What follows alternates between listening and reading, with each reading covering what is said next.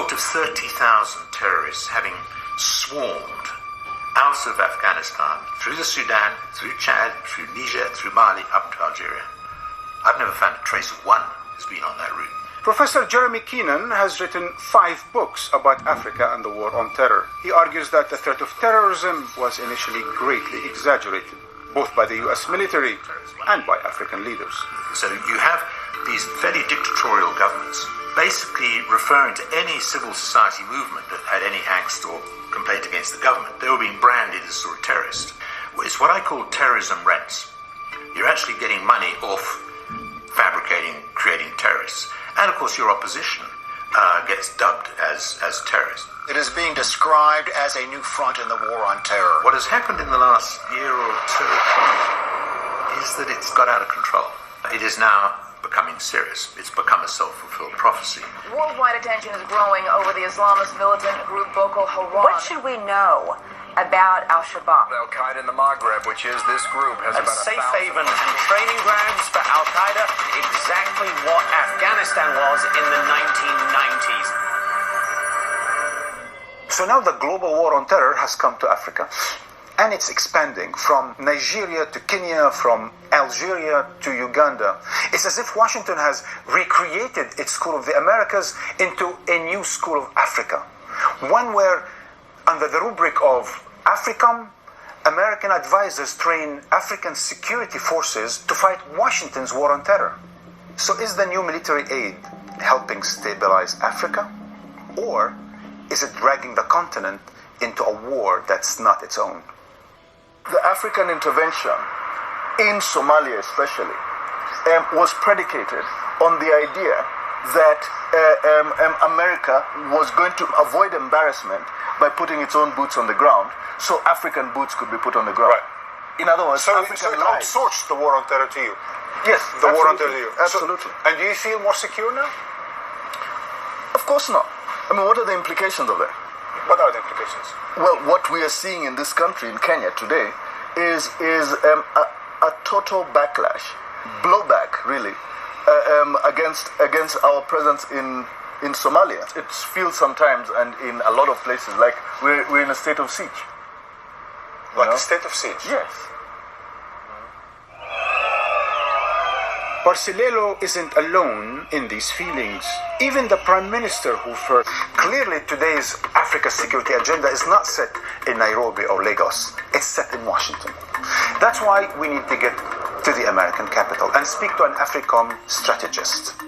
Jennifer Cook is the director of the Africa program at the Center for Strategic and International Studies. On the one hand, you want to fight extremism. On the other hand, you support military dictatorships or military regimes from, Egypt to Nigeria. Well, this is a pattern for the U.S. all over the world. I mean, it's not anything new in Africa. What is new in Africa is that we pay a lot more attention because we tend to think we have fewer interests in Africa. It's almost like the U.S. can have morals where it doesn't have interests in a way. What are America's interests in Africa? Well, obviously there's the security agenda. There's a growing economic agenda as well. There's also the competition, I think, for political ideas and ideologies. You mean the Scramble? With the Chinese and the French and, yeah, I think the Turks. And yeah, I think there is a competition for global norms. We want to remain relevant and influential in Africa, and so I think that's where the game is going to be played. And that justifies the 1.2 billion extra now investment in the military base in Djibouti. Does it justify? Well, the problem is in the U.S. system, the military is probably the best resourced tool that we have. If we had a limited budget, I would say we have to be very careful to balance that with the military. You can train a military in Mali to, shoot straight and do the right thing. If the government that they work for is corrupt or weak, no amount of military training is going to fix that country's security problem. Or perhaps the contrary. When you support, train a corrupt military government, that could probably lead to even more disasters. Yes, but you have to get the mix of both, I think. It's good to end an agreement. Good grief. When we come back, French troops on African soil. Is this the return of the dark old days of France-Afrique? In fact, the most aggressive country fighting the jihad is France, if you can believe it. Time and again, in the early days of independence, popular African leaders were assassinated or deposed in coups led by ex-French foreign legionnaires. This has to change, and this has to be ended. 5-6 years ago, you had some very strong anti-French rhetoric coming out of Francophone Africa. What's happened? The actors who were speaking against France have been replaced. Like who? Like where? Well, for example, Ivory Coast, and where France militarily intervened to impose a pro-French ruler. Or in Mali, where Francois Hollande militarily intervened, suppressing a popular indigenous movement in the north to impose a southern leader through what you could barely call real elections. And that southern leader now, Ibe Kai, is a servant of France. In Niger, where Mohamedou Issoufou has, who is a former employee of the French uranium country Areva, is now the president of Niger and recently signed a 40-year concession giving away Niger's only non-renewable natural resource, uranium. This is an exhausting list. Is he being harsh? Yes, I think so. Quite a bit. A text that is written by President Hollande and President Obama, published in the Washington Post, about the deep, important strategic relationship between the United States and France, especially in Africa. What is this relationship that suddenly has become so important, and why is it there? Well, each of these partners has something to offer in this region that's being called Afghanistan. The United States, what does it have to offer? It has money, it has military hardware, things like drones, satellite information. It has high-tech capacity. What does France have to offer? Boots on the ground and intelligence. The one thing the United States can't get in French-speaking Africa, because it simply doesn't have the language. The businesses are competing for their strategic resources, but the governments are collaborating in the war on terror. But the same things, same mistakes we were doing during the colonization. Dividing areas of influences within Africa. Yeah, that's the risk that is at stake. So how do you feel now about France enlisting in America's war on terrorism in Africa?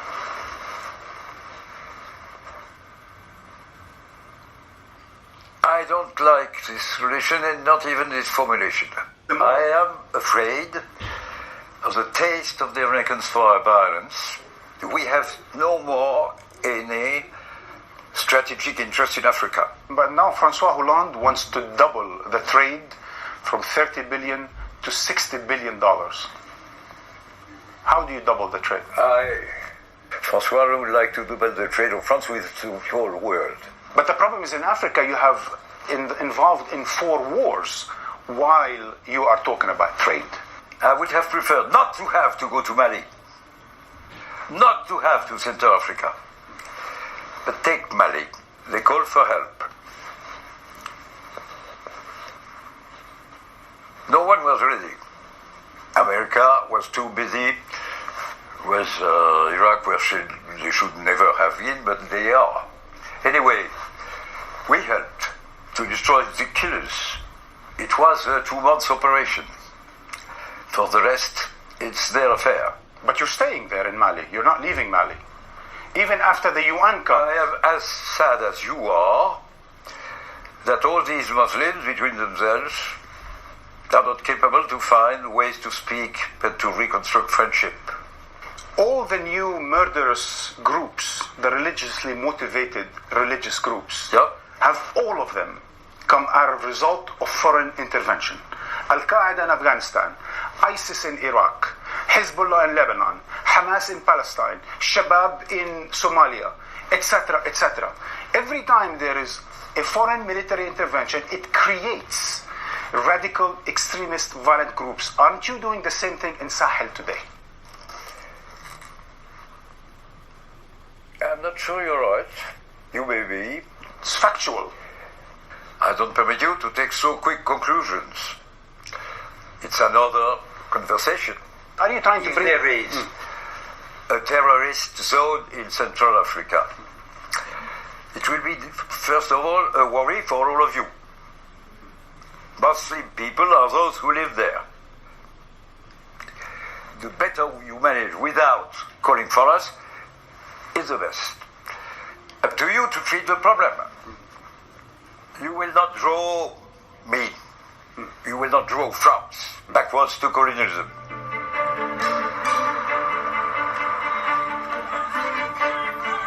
Listening to the Chinese and the Americans and the French, you would think they're all out there to help Africans help themselves, as they say.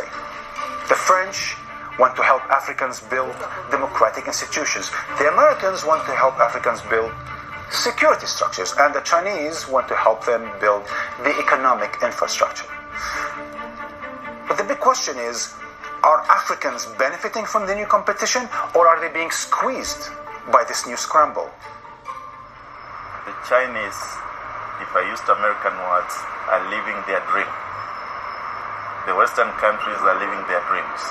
Africans are being forced to live other people's dreams. So in this, you mean Africa's living the China dream? No, we've been living the Western country dreams. Right. And now China is here with its dream. It's yet to be clear whether Africa will live its own dream. We need to distinguish what the African agenda is. It's become very fashionable for African governments to talk about a new policy of looking east. The question for me is whether they are looking east or whether the Chinese are looking to Africa. So the question of what the African agenda is a very important one. Now, if you look at but are Africans benefiting from the Chinese engagements in Africa? Yes. On the one hand, there is an unequivocal yes. African governments are now free, have now been freed to actually make deals on terms that they can live with. So the Chinese engagement is a step forward from the European and Western one? In the terms in which it is creating opportunities for African governments to begin dreaming about a new infrastructure of modernization aid. We should not forget that when Western countries were also coming to Africa, they also looked friendly. They also came in the name of trade. They came even with infrastructure. In fact, the British built the Kenya-Uganda railway. And at that early stage, they were not talking about their colonizing anybody, How the Africans reacted at that time looks so similar to how Africans are reacting to China now, in terms of they're awed with these good things that are coming, but they don't have a game. What is critical is to pinpoint an African game or an African agenda, in the absence of which it becomes very difficult to celebrate any kind of achievement in the absence of a goal in mind.